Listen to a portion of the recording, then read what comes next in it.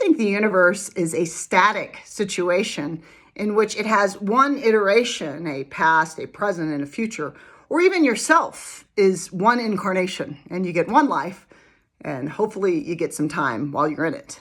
My name is Heather Feather. I am the owner of Rare Bird Medicine. Today's topic is Holy Wormhole. I go to the mountain as often as I can.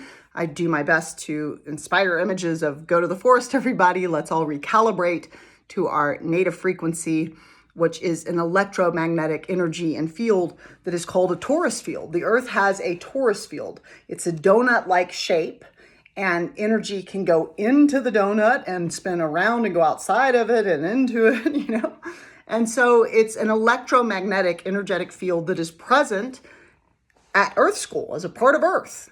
And it's also present as a part of my heart, as an organ. It has a torus field. Heather Feather has a torus field. Each being has a torus field. Torus fields are used throughout the universe in a variety. A hurricane is an example of a torus field. An apple is an example of a torus field. And so there's all these derivations of torus fields. It's used in physics for fusion accelerators, and it's used to stabilize the energy of plasma. And so fusion reactors, it will stabilize the plasma. A torus field does that. So torus fields are echoed throughout nature. And I find that fascinating. We got a bunch of donuts. If you've ever seen the movie Everything Everywhere All at Once, it's an amazing film. It's a lot to take in. It does a phenomenal job of embodying some of the ways I see in this life. And I was kind of like, hey, is this movie about me? But one of the constructs that's present in that movie, that's present in what I'm talking about, is this construct of life being far more dynamic, far more interesting and pliable and vast. Just like we have a garden of all types of flowers, we have all types of animals, we have all types of cultures, all types of languages, all types of clouds. Just like life itself shows itself to us and constantly reflects diversity. Look at all the labels I've made for all the little things. I think about all the different types of tiny faces all over the globe, all different shapes of little faces, little insects and a little baby tiny horse. It's like what are those small horses? Pygmy horse? What's it called? I don't know. Like, there is great diversity in the garden of life. And so my mom would always say, a lie will always die, the truth will always be known.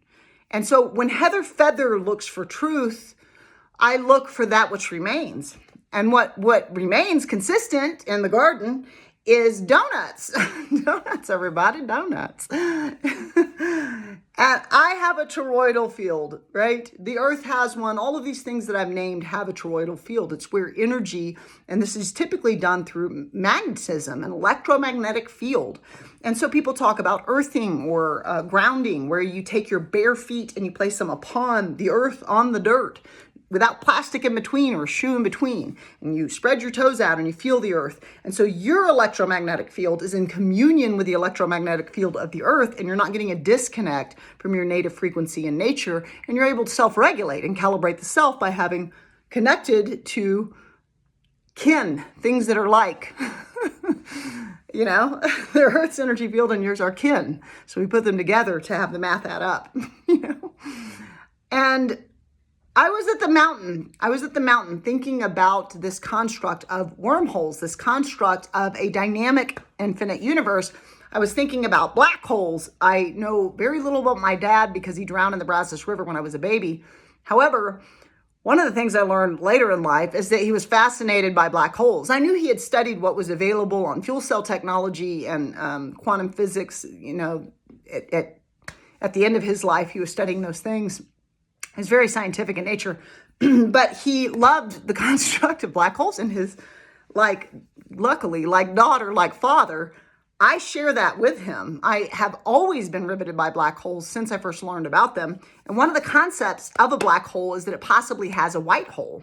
So Heather was at the mountain thinking about tubes, the central tube of a torus field, the central tube of my body, the way my mouth goes to my anus, and it creates a tube.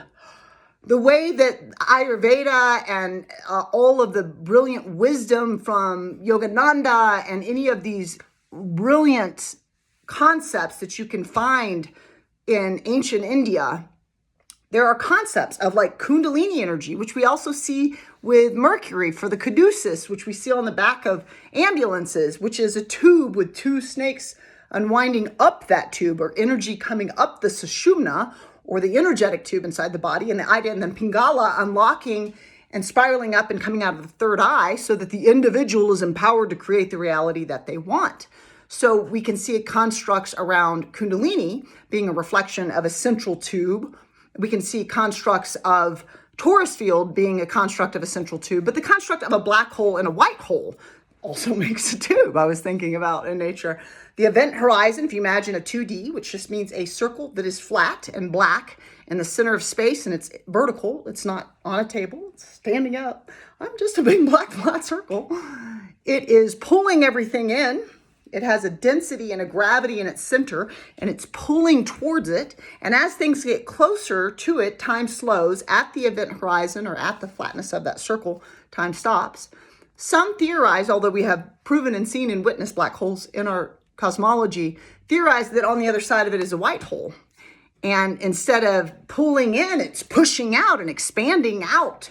And it's not having this construct of entropy that's present in our cosmology. We had the Big Bang Theory, which eventually turned into dark energy. Essentially, there's this construct of there being a singularity, which Stephen Hawking talks about. It exploded and went forth, and it was pushing out, but there's entropy. It eventually slows down and then comes back into a singularity. My thoughts the other day at the mountain were that the white hole is basically, we again have this tube, this torus field, this truth that keeps getting echoed throughout the universe, where the white hole could be that there is an entropy. Everything is expanding very quickly. And many people don't believe in white holes because of entropy. And so we tend to project our understanding of our universe and the way we understand it onto concepts that we haven't come to understand yet. So I was theorizing that maybe white holes are our spiritual evolution, and it's the evolution of our consciousness, but we take the evolution of our consciousness, which is fast moving and evolving at a rapid rate, and in order to experience it, we create through our consciousness black holes, which create the density of matter, and that which seems to slow down eventually, like our lives from birth to the grave, like all these things that we see as things rot and decay. And so as I look upon the universe, I can see sames. We have an eye nebula, we have an eyeball, a tree looks like your lungs. If you look at the veins in your lungs, walnut matches your brain and actually is good for your brain because it has the essential fatty acids that serve the brain. And avocado is the same as the womb in its shape, And so it's like we have all these echoes in nature that imply some kind of knowingness I didn't put there. And then we have these echoes of donuts. I think the universe wants us to eat a snack. We have all these echoes of donuts, and we have all these echoes of tubes. Some receive nutrients, some get rid of the waste, or some become the waste. Some are maybe the light of our spirit and the light of our consciousness and the light of our potential to be the light of love here. And some are the density of matter that we create as we slow down and root around in the false evidence appearing real or fear. And so as we're all on these sliding tubes of donuts, playing in a land of infinite diversity, there are many types of plants, many types of animals, many types of people, many types of languages.